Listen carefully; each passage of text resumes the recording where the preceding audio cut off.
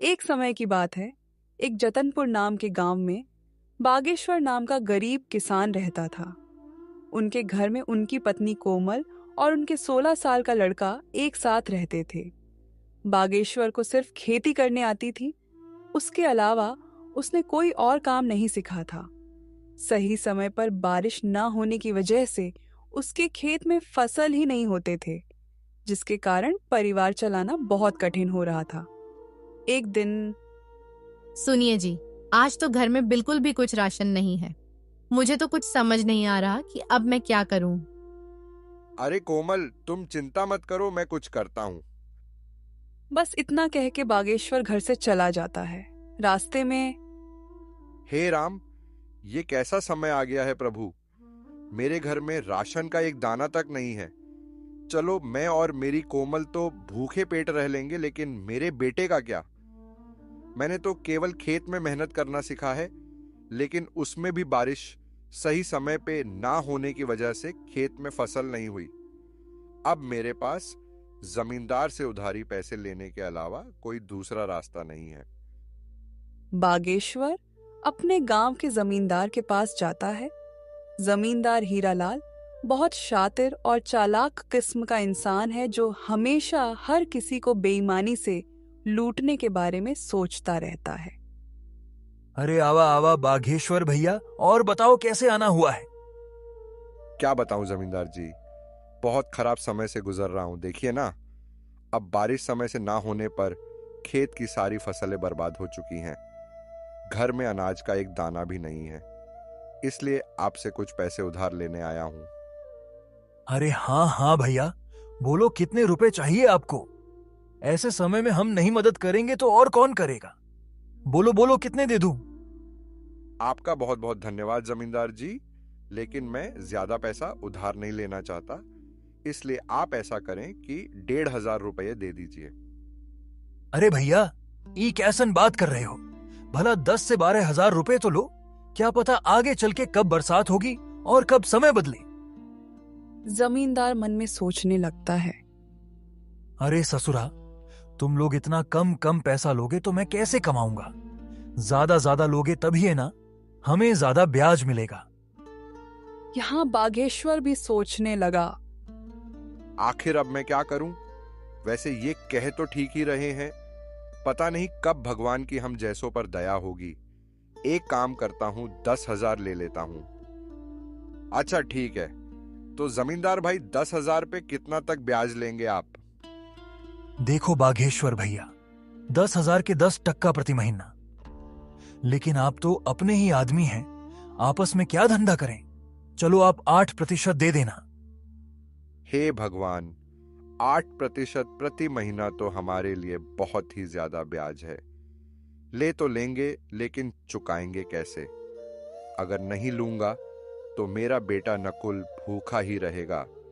चलो ले ही लेता हूं। अगर भगवान की यही मर्जी है तो यही सही। अरे बाघेश्वर भैया, क्या हुआ, क्या सोच रहे हैं। ब्याज के बारे में तो नहीं सोच रहे हैं। हाँ जमींदार भाई, इतना ब्याज कैसे। अरे कोनो चिंता की बात नहीं है। देखिए आप तो अपने हैं, आराम से चुकाइएगा। कहिए क्या कहते हैं। अच्छा ठीक है, दे दीजिए। बागेश्वर उस जमींदार से 10,000 रुपए उधार लेके चला जाता है।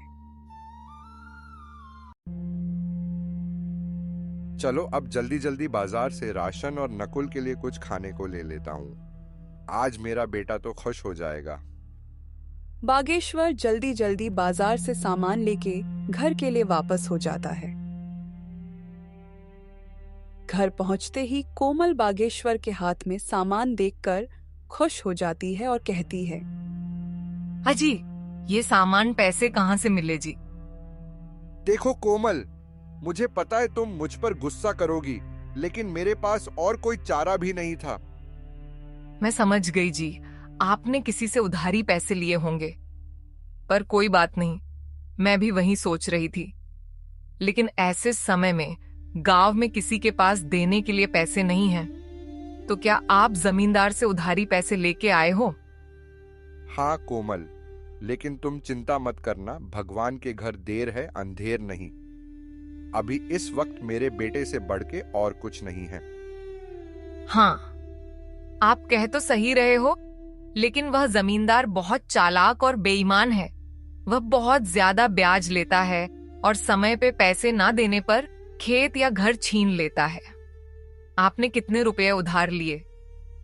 मैंने तो 1,500 ही मांगे थे, पर उसने कम से कम 10,000 या उससे ऊपर लेने बोला, इसलिए मैंने 10,000 ले लिए। सुनो ना कोमल, अब मेरे बेटे के आने का टाइम हो गया है। मैंने ये कुछ सामान लाया है, जाओ सबके लिए कुछ अच्छा सा बना दो। जी, आज तो मेरा बेटा खुश हो जाएगा। इतना कह के कोमल रसोई में चली जाती है। कोमल ने बहुत ही स्वादिष्ट खाना बनाई। खाने की खुशबू पूरे घर में महक रही थी। वाह कोमल, तो अपने बेटे की मनपसंद खीर बना रही हो। दोपहर में नकुल घर आ जाता है। अपना पसंदीदा खाना देखकर वो बहुत खुश हो जाता है। बड़े दिनों बाद बागेश्वर के परिवार में आज सभी के चेहरे पर खुशी थी। माँ, खाना तो बहुत बहुत ज्यादा स्वादिष्ट था। आज तो सच में माँ, मजा आ गया। अच्छा पापा, मेरे दोस्त सोमनाथ ने आज मुझे बुलाया है। कह रहा था कि आज वो मुझे अपने पापा से मिलवाने वाला है, इसलिए मैं वहां जा रहा हूं। 1-2 घंटे में वापस आ जाऊंगा। ठीक है बेटा, जाओ, लेकिन संभल के जाना और संभल के आना, ठीक है? हाँ पापा, आप फिक्र मत करो, मैं अच्छे से जाऊंगा और अच्छे से आऊंगा। इतना कह के नकुल घर से निकल जाता है।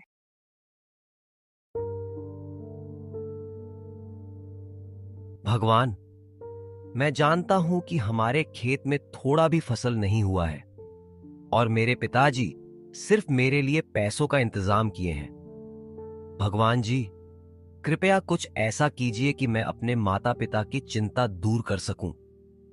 नकुल भगवान से प्रार्थना करते हुए अपने दोस्त सोमनाथ के घर पहुंचा। दरवाजे पर उसका दोस्त उसका इंतजार कर रहा था।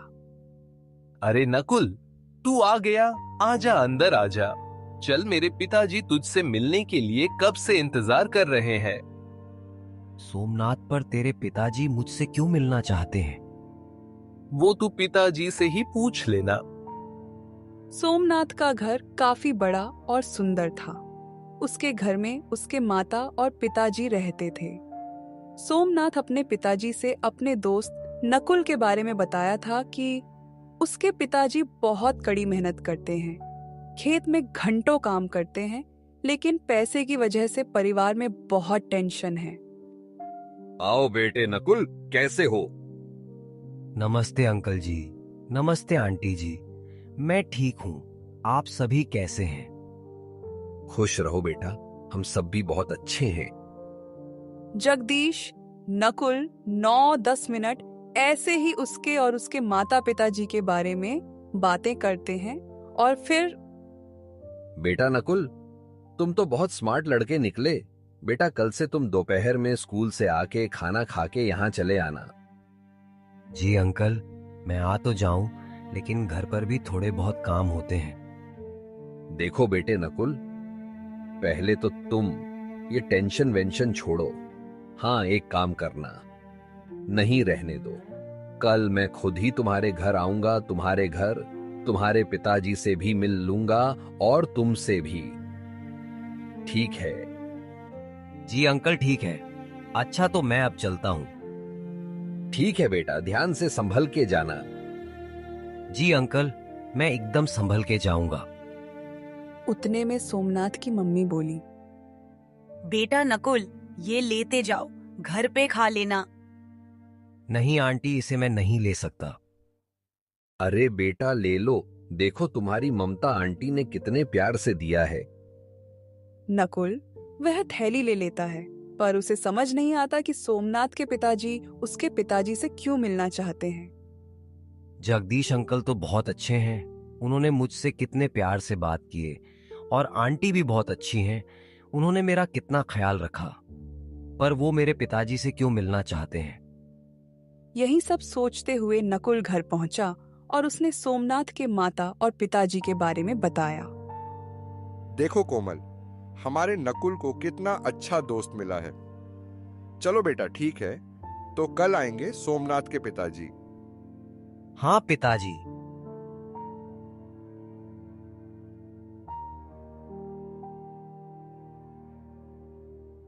अगले दिन दोपहर में सोमनाथ अपने पापा को नकुल के घर ले आया। अरे बेटा नकुल, घर में नहीं बुलाओगे? अरे सर, आइए आइए। अरे कोमल देखो, हमारे नकुल के दोस्त और उनके पापा आए हैं। कोमल फट से सोमनाथ के पापा के लिए दूध वाली चाय बनाकर ले आती है। चाय पीने के बाद जगदीश जी बागेश्वर जी से कहते हैं, सुनिए बागेश्वर जी, मैं आपसे थोड़ी बात करना चाहता हूं। जी सर, कहिए क्या कहना चाहते हैं।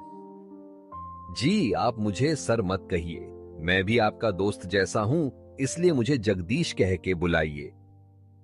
अरे अच्छा ठीक है, जगदीश जी बोलिए, आप क्या कहना चाहते हैं। जगदीश बागेश्वर को घर से थोड़ा बाहर ले जाके कहते हैं, बागेश्वर जी, मेरा बेटा नकुल को अपना बहुत अच्छा दोस्त मानता है। उसने मुझे बताया कि नकुल बहुत समझदार और अच्छा लड़का है, पर गरीबी के कारण से वो पढ़ाई छोड़ने की बातें कर रहा है। भगवान की दया से अब जाके हमारा सोमनाथ खुश रहने लगा है, नहीं तो पहले वो सिर्फ अकेला ही रहता था, क्योंकि उससे कोई दोस्ती ही नहीं करता था। अब क्योंकि आपके नकुल के कारण से मेरा बेटा खुश है, इसीलिए मैं उसकी पढ़ाई की फीस भरना चाहता हूं। आप अब टेंशन भूल जाइए, समझे? बागेश्वर की आंखों में आंसू आ जाते हैं। आपका बहुत बहुत धन्यवाद जगदीश जी, आपने मेरी चिंता दूर कर दी। बस उस दिन से नकुल की पढ़ाई की चिंता दूर हुई। अब नकुल सोमनाथ के घर खेलने जाने लगा था। ऐसे ही एक दिन सोमनाथ के पापा कहते हैं, नकुल, सोमनाथ बेटा यहां आओ। वह दोनों जगदीश के पास जाते हैं। बेटा तुम दोनों बताओ, तुम में से कौन शेयर मार्केट के बारे में जानता है? नकुल बेटा, पहले तुम बताओ। अंकल, मैं इसके बारे में पहली बार सुन रहा हूँ, ये क्या होता है? और पापा, मैं बस इतना जानता हूं कि शेयर मार्केट में शेयर खरीदा और बेचा जाता है। अच्छा सुनो, अब कल से तुम दोनों मेरे साथ आधा घंटा बैठोगे। मैं तुम दोनों को अब कुछ सिखाना चाहता हूं। ये सब के बारे में नकुल को जरा भी समझ नहीं आता है, लेकिन उसको जानने की बहुत इच्छा थी। तो उसने सोमनाथ के फोन पर गूगल सर्च किया, तो जो उसने देखा वो देख के चौंक गया। और फिर अगले दिन अंकल, मैंने गूगल पर सर्च किया था कि शेयर मार्केट क्या है। क्या सच है अंकल कि हम वहां से पैसे कमा सकते हैं? बेटा नकुल, ये बिल्कुल सच है कि कोई भी शेयर बाजार से पैसा कमा सकता है। पैसा क्या, बहुत बहुत पैसा कमा सकता है। लेकिन बेटा, चीजें दिखने में जितनी आसान होती हैं, असल में उससे कई ज्यादा मुश्किल होती है। अंकल, मैं कुछ समझ नहीं पाया, आप क्या कह रहे हैं?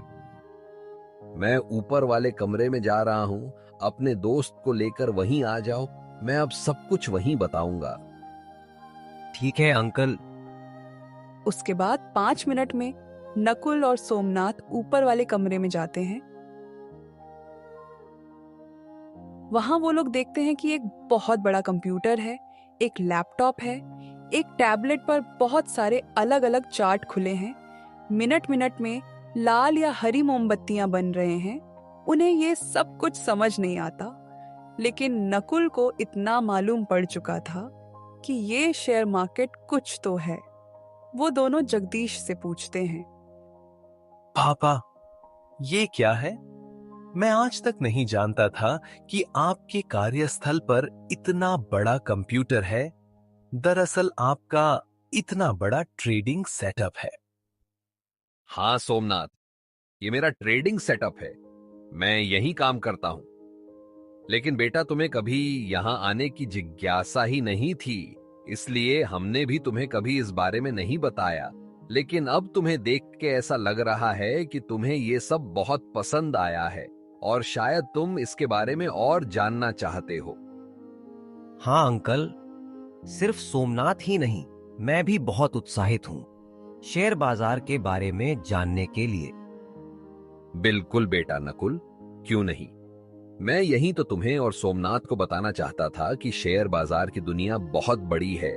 इसमें अगर महानता हासिल कर ली जाए तो उसकी जेब में हजारों लाखों में हमेशा रहे। अच्छा, तो तुम दोनों अब यहां से जाओ, नीचे खेलो। लेकिन हाँ, कल से मैं तुम दोनों को थोड़ा थोड़ा बाजार के बारे में बताना शुरू करूंगा। पापा, मुझे पता है कि अब मेरा दोस्त इसे सीखने के लिए बहुत उत्साहित है। अब उसका खेलने में मन नहीं लगेगा। उसका क्या, मेरा भी नहीं लगेगा, क्यों नकुल? हाँ अंकल, प्लीज अभी से सिखाना शुरू कर दीजिए ना। वैसे भी अभी कोई जरूरी काम नहीं है, तो हम फ्री ही हैं। बच्चों की अंदर की ये जिज्ञासा देखकर जगदीश मन ही मन खुश हो जाते हैं। लेकिन बेटा, इसे सिखाने के लिए मुझे सोचना पड़ेगा कि शुरुआत कैसे और कहां से करूं। इसलिए शुरुआत तो कल से ही होगी। लेकिन अब तुम दोनों इतना कह रहे हो तो थोड़ी बुनियादी बातें बता ही देता हूं। जगदीश जी उन्हें एक जगह बिठाते हैं और कहते हैं, बेटा सुनो, पहली बात अच्छे से समझो कि शेयर मार्केट क्या है, यानी इंग्लिश में व्हाट इज शेयर मार्केट। तो ये एक इंटरनेट पे ऐसा जगह होता है जहां दुनिया के हजारों लाखों कंपनियां एक जगह पर रजिस्टर्ड होती हैं। यहां सभी कैटेगरीज की कंपनियां होती हैं, टेक्नोलॉजी से लेके बैंक तक। यहाँ पे सामान जैसे कमोडिटी कहते हैं, जिनमें गोल्ड, सिल्वर, क्रूड ऑयल और भी चीजें होती हैं। बस उस दिन जगदीश जी नकुल सोमनाथ को बस यही कुछ बेसिक बातें बताते हैं। लेकिन नकुल रात में भी स्टॉक मार्केट के बारे में सोचने से खुद को नहीं रोक पाता। वो हमेशा सोचते रहता है कि हे भगवान, आपका और जगदीश चाचा का लाख लाख धन्यवाद। आखिरकार मुझे एक ऐसा चीज पता चल गया जहां से मैं अपने परिवार को इस गरीबी से बाहर निकाल सकता हूं। मैं अपनी जी जान लगा दूंगा इसे सीखने में। बस आप मेरा साथ मत छोड़िएगा। घर के एक कोने से नकुल की माँ कोमल देखती है और वो बागेश्वर से जाके कहती है, हाजी सुनिए। हाँ, क्या हुआ कोमल, क्या बात है? आज हमारा नकुल कुछ परेशान सा नहीं लग रहा? देखिए ना, कब से करवटें बदल रहा है। हाँ कोमल, तुम ठीक कहती हो, चलो जाके पूछते हैं। बागेश्वर और कोमल दोनों नकुल के पास जाके पूछते हैं, बेटा नकुल, ओ नकुल, क्या बात है बेटा? नींद नहीं आ रही, कोई बात है तो हमें बता सकता है। पापा मम्मी, मैं तो ये सोच रहा था कि आप लोगों को कैसा लगेगा जब मैं एक सफल आदमी बन जाऊंगा। हमारा भी एक अच्छा सा घर होगा। धत्त पगला, हम दोनों तो डर ही गए थे। बेटा, हम लोग बहुत खुश होंगे उस समय जब तुम एक सफल आदमी बन जाओगे, है ना कोमल? हाँ जी, बिल्कुल सही कह रहे हैं आप। हमारा नकुल सफल हो जाएगा तो कितना अच्छा होगा। मम्मी पापा, अब आप लोग भी जाइए और सो जाइए। और हाँ, चिंता बिल्कुल मत करना। फिर बागेश्वर और कोमल भी सोने चले जाते हैं। अगले दिन नकुल अपने साथ एक कलम और एक किताब लेके बहुत उत्साह के साथ सोमनाथ के घर जाता है। दरवाजे पर उसका दोस्त उसकी राह देख रहा है। तेरा चेहरा देख के समझ आ रहा है कि तेरा मन आज सिर्फ शेयर मार्केट के बारे में सीखना चाहता है ना? हाँ सोमनाथ, अच्छा देर नहीं करते हैं, चल फटफट अंकल के पास जाते हैं। लेकिन वो दिख नहीं रहे, कहाँ हैं? अरे नकुल, थम जा यार। अच्छा चल, वो ऊपर के कमरे में हम दोनों का इंतजार कर रहे हैं। वो दोनों ऊपर के कमरे में जाते हैं। वहां जगदीश जी इनको सिखाने की तैयारी कर रहे थे। अरे बच्चों, तुम आ गए। आओ आओ, अब जल्दी जल्दी यहाँ बैठ जाओ। मैं आज तुम्हें कुछ एग्जाम्पल के साथ सिखाऊंगा कि रियलिटी में मैं मार्केट में कैसे ट्रेड करता हूँ। देखो बच्चों, मार्केट में आपको दो टाइप के लोग मिलेंगे। एक होता है बायर्स यानी खरीदने वाला, और दूसरा होता है सेलर्स यानी बेचने वाला। यहाँ एक खरीदता है तो दूसरा बेचता है। अब आगे सिखाने से पहले मैं तुमको 3 पिलर्स ऑफ सक्सेस बताना चाहता हूँ। क्या तुम दोनों में से कोई पॉइंट्स बता सकते हो? नकुल पहले हाथ ऊपर करता है और कहता है, हाँ अंकल, मैं जानता हूँ। वो 3 पॉइंट्स है, डिसिप्लिन, कंसिस्टेंसी और पंक्चुअलिटी। शाबाश बेटा, बहुत बढ़िया। अब मैं ये बताता हूँ कि तुम इस मार्केट में सक्सेसफुल बनने के लिए कैसे अप्लाई कर सकते हो। देखो बेटा, सबसे पहले डिसिप्लिन, जिसका मतलब होता है किसी भी काम का एक प्रॉपर स्ट्रक्चर होता है। तुम्हें उसके हिसाब से ही वो काम करना चाहिए। जैसे मार्केट में हर एक काम करने का सही तरीका होता है। अगर उसके हिसाब से काम किया जाए तो काम हमेशा सही होता है। उतने में सोमनाथ कहता है, पापा, आगे का 2 पॉइंट्स मैं बताऊं? बिल्कुल बेटा, बताओ। पापा, कंसिस्टेंसी का मतलब होता है किसी भी काम में कंसिस्टेंट रहना, और लास्ट पॉइंट है पंक्चुअलिटी, जिसका मतलब होता है टाइम टू टाइम, यानी समय पे हर काम हो जाना चाहिए। पापा, ये 3 पॉइंट्स के हिसाब से अगर हम मार्केट में रहते हुए अपने डिसिप्लिन को फॉलो करते हैं और दूसरे काम में कंसिस्टेंसी और पंक्चुअलिटी बनाए रखते हैं, तो हम एक सफल ट्रेडर या इन्वेस्टर बन सकते हैं। क्या मैंने सही बोला पापा? अरे बेटा, तुम बिल्कुल सही बताए हो, लेकिन तुमको पहले से ये सब पता है? हाँ पापा, हमको इसके बारे में कॉलेज में पढ़ाए थे और शेयर मार्केट के बारे में मैंने भी थोड़ी बहुत रिसर्च की थी। उसके अगले 30-40 दिन में जगदीश जी ने बच्चों को शेयर मार्केट के बारे में सब बता दिया था। जैसे मार्केट में कब खरीदना है, कब बेचना है, ट्रेड कैसे लेते हैं और बाकी के चीजें। एक दिन सुबह में सोमनाथ और नकुल एक साथ कुछ बातें कर रहे होते हैं। उतने में जगदीश जी उन्हें बुलाते हैं। बेटा सोमनाथ और नकुल, मेरे साथ ऊपर आओ। वो दोनों उनके साथ ऊपर जाते हैं और फिर उन्होंने कहा, आज तक तुम दोनों ने बहुत कुछ सीखा है और उसको पूरे डिसिप्लिन, कंसिस्टेंसी और पंक्चुअलिटी होके पेपर ट्रेडिंग में प्रैक्टिस भी की है। अब बारी है रियल पैसे से ये सब करना। आज मैं तुम दोनों का डीमैट अकाउंट बनाऊंगा और तुम दोनों के डीमैट अकाउंट में 2-2 लाख का कैपिटल डिपॉजिट करूंगा। तुम्हें उसका इस्तेमाल करके अपना कैपिटल बड़ा बनाना है। लेकिन बेटा, कहीं पे भी अपने पैसे को इन्वेस्ट या ट्रेड करने से पहले अपने रिस्क को मैनेज करना, फिर आगे स्टेप लेना। उस दिन से नकुल और सोमनाथ दोनों ने मार्केट में पैसे से काम चालू किया। शुरुआत में दोनों ने डर डर के कैपिटल को यूज किया, लेकिन कुछ ही हफ्तों में वे कॉन्फिडेंट हो गए। अब वह दोनों धीरे धीरे छोटे छोटे प्रॉफिट्स बुक करने शुरू कर दिए थे। लेकिन एक दिन, यार ये पेनी स्टॉक में पैसा इन्वेस्ट करूं या नहीं? सिर्फ 2 रुपए का एक शेयर है, मैं आराम से 30,000 शेयर खरीद सकता हूं। 1-2 रुपए भी बढ़ गया तो बहुत अच्छा प्रॉफिट होगा। यहाँ नकुल ने गलती की। उसने कंपनी के बारे में रिसर्च नहीं किया। उसने सिर्फ प्रॉफिट को देखा और लालच में उसने वो शेयर खरीदे ली। खराब किस्मत से उस स्टॉक की कीमत 1.5 रुपए से गिर गई। हे भगवान, ये मैंने क्या किया? ये कैसे हो गया? मुझे ऐसा नहीं करना चाहिए था।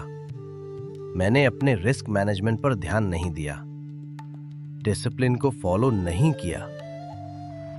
45,000 का नुकसान। अब मैं क्या करूं? उतने में गांव का जमींदार हीरालाल अपने आदमी के साथ आ जाता है। कवन दिशा में गया ललुआ का घरवा, कवन दिशा में? अरे मालिक, वो दिशा में है। हीरालाल बागेश्वर के घर के सामने आके कहता है, अरे ओ बागेश्वर भैया, अरे कहवा बाड़ा हो, तनिक बाहर निकलिए महाराज। अरे कोमल, लगता है जमींदार अपने पैसे लेने आया है। तुम यहीं रुको, मैं देख के आता हूँ। बागेश्वर घर से बाहर आता है। अरे जमींदार जी, नमस्कार। अरे भैया नमस्कार नमस्कार। बागेश्वर भैया, हम कह रहे थे कि पैसवा कब दीजिएगा? अभी भी 4,000 ब्याज सहित बचा है, याद है कि भुला गए? नहीं नहीं जमींदार जी, भूले नहीं हैं। बस इस वक्त घर में परिस्थिति कुछ ठीक नहीं चल रही। मुझे 1-2 महीने का और समय दे दीजिए, मैं आपके बचे हुए पैसे ब्याज के साथ चुका दूंगा। देखिए बागेश्वर भैया जी, आपको समय चाहिए तो ले लीजिए, लेकिन आज से उस पे 25% ब्याज लगेगा, समझ गए? उतने में नकुल की आंख खुली। उसने माँ से पूछा, माँ, ये शोर कैसी है? बेटा, 1.5 साल पहले तुम्हारे पापा उस जमींदार से पैसे लिए थे। हमें कुछ पैसे अभी देने बाकी है, वो वही मांगने आया है। नकुल घर से बाहर आता है और जमींदार से कहता है, प्रणाम जमींदार जी। अरे खुश रहा बचवा, हमेशा सम्मानित जीवन जियोगे तुम। तनिक अपने पिताजी से कहिए हमरा पैसा लौटा दे जल्दी से। नकुल अपनी जेब से मोबाइल निकालता है और कहता है, कहिए जमींदार जी, आपके ब्याज सहित कितने रुपए हुए हैं? हाँ बबुआ, तुम दोगे का बताओ। हाँ कहिए, कितने हुए? ए जी सुनो, हमको जरा डायरिया दो, जरा चेक ना करना पड़ेगा। जमींदार डायरी में देखता है और कहता है, देखा बबुआ, आपके 4,000 रुपया पर 8% ब्याज के साथ 1.5 साल का होता है, सिर्फ 4,576 रुपया। आप अकाउंट नंबर बोलिए, मैं अभी पूरे पैसे आपके अकाउंट में ट्रांसफर कर देता हूँ। हीरालाल अपना अकाउंट नंबर बताता है। नकुल ब्याज सहित पूरे पैसे उसके अकाउंट में ट्रांसफर कर देता है। मैसेज आने के बाद जमींदार वहां से चला जाता है, लेकिन यहाँ बागेश्वर को समझ नहीं आ रहा था कि नकुल के पास पैसे कहाँ से आए। तो उसने नकुल से पूछा, ए नकुल बेटा, ये तुम कैसे किए? हमारा मतलब है कि तुम्हारे पास इतने पैसे कहाँ से आए? इतने में कोमल कहती है, अरे क्या हुआ जी? मम्मी पापा, देखिए आप दोनों शांत हो जाइए। अब आपका लड़का इंटरनेट की मदद से पैसे कमा रहा है, बस वहीं से कुछ पैसे बचा कर रखे थे तो वही दे दिए, समझे पिताजी? अब आप बस चिंता मुक्त हो जाइए। ये तुम क्या कह रहे हो? ऐसा भी भला होता है क्या? इंटरनेट से कैसे कोई पैसा कमा सकता है? पापा, जगदीश अंकल मुझे और सोमनाथ, हम दोनों को शेयर मार्केट में काम कैसे करते हैं सिखाए थे। बस मम्मी पापा वहीं से हम थोड़े बहुत पैसे कमा रहे हैं। लेकिन अब आप लोग अपने सपने सजाने शुरू कर दीजिए, क्योंकि अब हमारा भी समय बदलने वाला है। ये सुन के कोमल और बागेश्वर दोनों ही बहुत खुश होते हैं। अगले दिन जब नकुल जगदीश जी से मिला तो उसने बहुत ही नरम आवाज में उनसे कहा। उसकी आंखों में थोड़े बहुत आंसू भी थे। अरे नकुल बेटे, इसमें कोई बड़ी बात नहीं बेटा, ऐसा होता रहता है। लेकिन जब तुम अपने आप पर कंट्रोल रखोगे, वो 3 पॉइंट्स को जितना फॉलो करोगे, तुमसे ये सभी गलतियां उतनी ही कम होंगी और तुम्हारा पोर्टफोलियो उतना ही बड़ा होगा, समझे ना बेटा? इसलिए अब ये सब भूल जाओ, ठीक है? और जितने पैसे बचे हैं उतने से ही फिर शुरुआत करो। ऐसा सुनने के बाद नकुल को थोड़ा अच्छा लगता है और वो उस दिन से कहीं भी अपने पैसे को इन्वेस्ट या ट्रेड करने से पहले बहुत अच्छी तरह से सोचता है। ऐसे करते करते 6 महीने बीत जाते हैं। अब सोमनाथ का 2 लाख रुपया अब 9 लाख और नकुल का 2 लाख 7.5 लाख बन चुके थे। एक दिन रात में नकुल ऐसे ही न्यूज पढ़ रहा था, तभी उसने एक बिटकॉइन के बारे में आर्टिकल पढ़ा और फिर वो सोचने लगता है। ये आर्टिकल पढ़ने के बाद मार्केट में बिटकॉइन का दाम गिरेगा और बहुत से लोग जिनके पास पहले से बिटकॉइन होंगे वो बेचेंगे, जिसके कारण से बिटकॉइन का वैल्यू बहुत कम हो जाएगा। अभी एक बिटकॉइन का वैल्यू 19,500 रुपए है। चलो, जैसा होगा हम उस हिसाब से रिस्क को मैनेज करते हुए काम करेंगे। चलो, अभी सो जाता हूं। अगले दिन सुबह में, सुनो माँ, मैं सोमनाथ के यहाँ जा रहा हूँ। सुनो बेटा, वही टेबल पर मैंने खीर डब्बे में पैक करके रखे हैं, अपने दोस्त के लिए लेते जाना। जी मम्मी, मैं ले जा रहा हूँ। और हाँ, संभल के जाऊंगा और संभल के वापस आ जाऊंगा। उस दिन वो सोमनाथ और जगदीश जी से उस समाचार के बारे में बात करता है और फिर जगदीश जी कहते हैं, बेटा नकुल, मुझे अच्छा लगा कि तुम अब सोचने के बाद डिसीजन लेते हो। देखो बेटा, तुम्हें जो सही लगे वैसा ही करना। उसी दिन शाम को ये न्यूज का असर मार्केट पर दिखने लगता है। सभी लोग पैनिक में अपने बिटकॉइन बेचने लगे हैं। रात में करीब 10 बजे के आसपास उसकी कीमत 68% से गिर गई। अब एक बिटकॉइन की कीमत 6,240 रुपए थी। नकुल ने पिछले कुछ महीनों से छोटे छोटे प्रॉफिट बुक किए थे। रिस्क लेने के लिए तैयार था, इसलिए उसने रात में 40 बिटकॉइन खरीद लिए और फिर सो जाता है। अगले दिन वो अपने पापा के साथ खेत में काम करने जाता है। वहाँ वो उनके साथ काम करता है। वो भविष्य के बारे में सोचने लगता है, कैसे वो अपने गांव के किसानों की मदद कर सकता है। 3.25 महीने बीत जाते हैं और फिर एक दिन 2-3 महीने बीत चुके हैं। जरा बिटकॉइन देख लूं कैसा चल रहा है। वो देखकर चौंक जाता है। उसने देखा कि एक बिटकॉइन का दाम पिछले 1 महीने में जहाज जैसा ऊपर उठा है। उस दिन एक बिटकॉइन की कीमत 3.5 लाख रुपए थी। 40 बिटकॉइन के हिसाब से 1,40,00,000 का प्रॉफिट दिख रहा था। वो अपने मम्मी पापा का आशीर्वाद लेता है, लेकिन उनसे कुछ बताता नहीं है कि क्या हुआ है। जैसे ही वो जगदीश जी से मिलता है, वो और सोमनाथ समझ जाते हैं। नकुल, मैं और पापा समझ गए। तेरे चेहरे की खुशी देख के बता सकता हूँ कि बड़ा प्रॉफिट बुक किया है।